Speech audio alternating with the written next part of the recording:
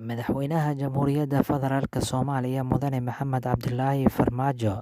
ayaa dhiirigeliyay shaqaalaha iyo howlwadeennada Isbitaal Martini oo ah goob lagu dabiibo dadka uu soo ritay cudurka coronavirus, waxaana madaxweynaha uu kulan dhinaca khadka ah la yeeshay howlwadeennada iyo weliba shaqaalaha Isbitaal Martini, isagoo ka dhageystay warbixin la xiriirta hanaanka uu u shaqeeyo isbitaalka, xaaladaha iyo marxaladaha ay ku sugan yihiin bukaanada jiifa halkaasi, iyo weliba sida loola tacaalo looguna fidiyo daryeel. Madaxweynaha ayaa dhiirigeliyay shaqaalaha halkaasi ka shaqeeya isla markaana uga mahadceliyay sida ay ula tacaalaan iyo daryeelka caafimaad ee ay u fidiyeen bulshadooda, taas oo haddii aanan la helin uu ku tilmaamay inay ahaan lahayd musiibo ka daran midda haatan taagan.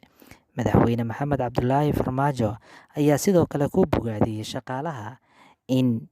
ay sii laba jibaaraan dadaallada ay ugu jiraan ka takhalusidda caabuqa coronavirus oo fara ba'an ku haya guud ahaan dunida, gaar ahaana bulshada Soomaaliyeed.